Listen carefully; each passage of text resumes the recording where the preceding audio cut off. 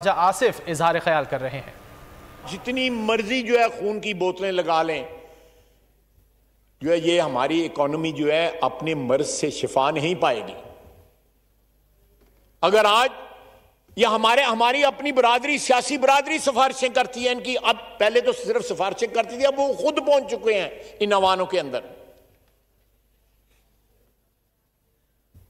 बड़ी बड़ी जो है इनकी, मैं लेना नहीं चाहता, जरा थोड़ा मजहबी हो जाएगा कि मजहबी लोग भी जो उनकी सिफारिशें करते हैं, पगड़ियों वाले सिफारिशें करते हैं, उनको साथ लिए फिरते हैं। कब ये मेरे साथ बैठा हुआ है Mifta, he will bear me out. आप किस तरह कल्चर टैक्स का सही करेंगे?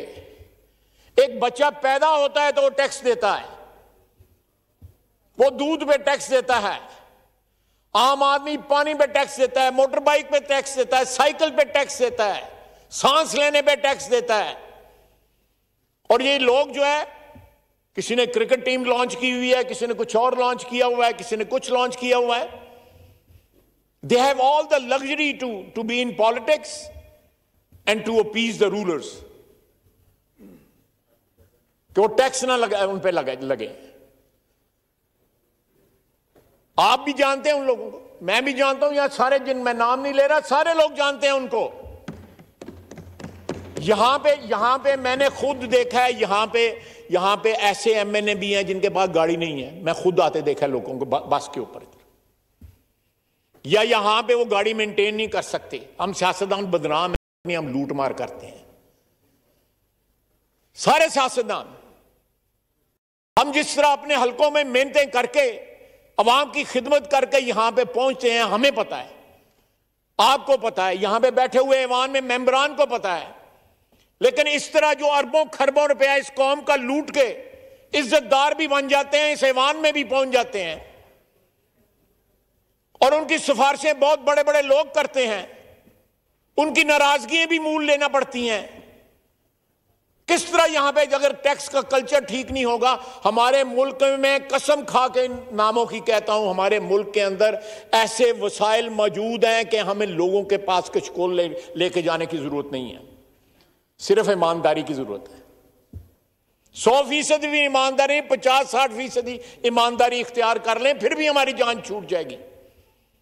लेकिन नहीं, वेस्टेड इंटरेस्ट जो है उसने बेड़ियां पहनाई हुई हैं, हमें जकड़ा हुआ है। कभी हम आईएमएफ के पास जाते हैं, कभी वर्ल्ड बैंक के पास जाते हैं, कभी एशियन डेवलपमेंट बैंक के पास जाते हैं, कभी दोस्त मुमालिक के आगे जाके हाथ जोड़ते हैं कि हमारी मदद करो, हम डूब रहे हैं, हमें कोई लाइफ जो है वो जैकेट जो है फेंको ताकि स्टे अफ्लोट। इस तरह नहीं होगा जनाब speaker. We have to change this culture absolutely 100%। जो बंदा पैसा कमाता है वो जरूर टैक्स दे इस मुल्क के अंदर। जो नहीं कमाता, जिन लोगों के पास ज्यादा पैसा है, वो उनकी जिंदगी जो है वो आसान करें, उनको कोई मुश्किल नहीं। यहां पे घर हैं, इस्लामाबाद में भी, लाहौर में भी, कराची में भी, 35-35 करोड़ रुपए का 40। अगले दिन सोशल मीडिया पे यहां पे गुलबर्ग ग्रीन में एक घर था, 62 करोड़ रुपया मांगता था उसका मालिक, और उसको मिल गए होंगे। सारे टीवी पे, किसी टीवी ड्रामे में वो घर आया। It is outrageous.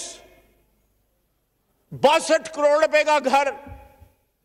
मैं उस बंदे की बैकग्राउंड नहीं बताना चाहता, कोई अरबपति बंदा नहीं है, कोई खरबपति बंदा नहीं है, 8-10 कनाल पे घर है।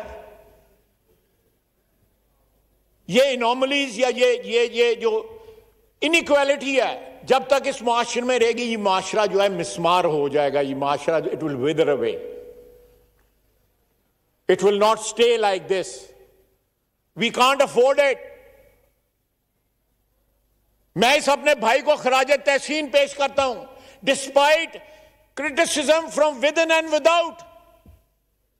इसने 3 महीने जो है वो साबित कदमी के साथ जो है, तमाम पाकिस्तान डूब रहा था, दिवालिया हो रहा था। अल्लाह ताला मुझे माफ करे, मेल्ट डाउन था, लोग कहते थे श्रीलंका बन जाएगा।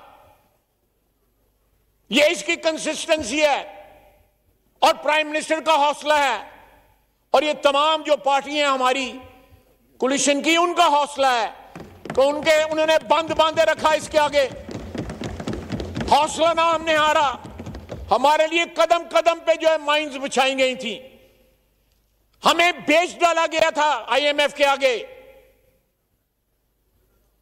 हम उस हमारी जो हमें बेचा गया था उसकी गांठें खोल रहे हैं। आहिस्ता आहिस्ता करते तमाम गिरहें खुल रही हैं, इंशाअल्लाह ताला खुलेंगी। मैं बात चीजें जो है कहना नहीं चाहता, लेकिन I owe it to Miftah, I owe to the prime minister and to my colleagues over here कि इतने डिफिकल्ट टाइम पे कभी ऐसा भी दिन आता था कि पता नहीं कल रात जो है हमारी गवर्नमेंट बचेगी कि नहीं बचेगी, इकोनॉमी बचेगी कि नहीं बचेगी। आहिस्ता आहिस्ता एक स्टेबिलिटी आ रही है, और जो लोग स्टेबिलिटी लेके आ रहे हैं, जो इन हालात ने नामसाइद हालात में जिन्होंने हौसला जो है दिखाया है, starting from the prime minister and the finance minister. नमाज का टाइम होने वाला, 7-8 मिनट रह गए हैं। मैं सबको खराज तहसीन पेश करता हूं।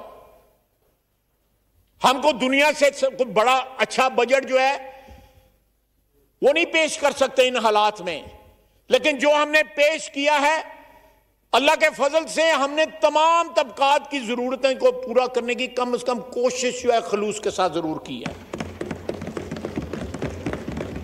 हमने सियासी तरजीहात को, वेस्टेड इंटरेस्ट को, और ये लोग जो टैक्स चोर हैं उनका मुकाबला करने की कोशिश की है, और आइंदा भी करेंगे इंशाअल्लाह ताला।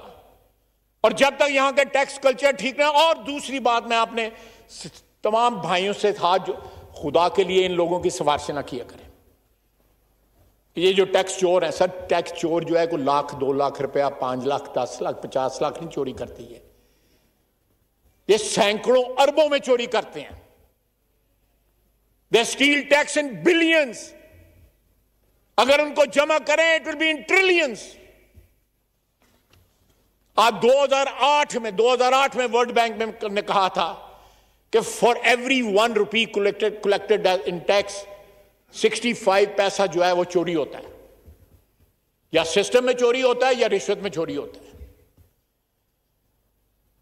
तो ये मैं चाहता था कि ये आखिरी दिन है बजट के, मैं as a member of this parliament, as a political worker, I want to acknowledge कि हमारी गवर्नमेंट ने जो बजट पेश किया है नहायत नामसाइद हालात में पेश किया है।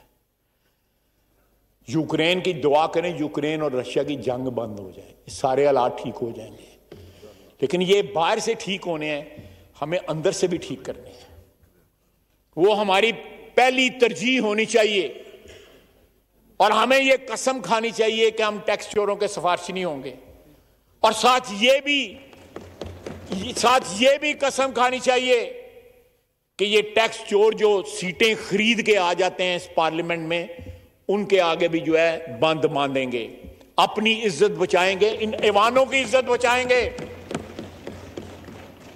ये जब चोर आते हैं तो इस ऐवान की, और जो ऐवान कॉरिडोर के उस तरफ है, उसकी इज्जत और उसके वकार के ऊपर धब्बा लगता है।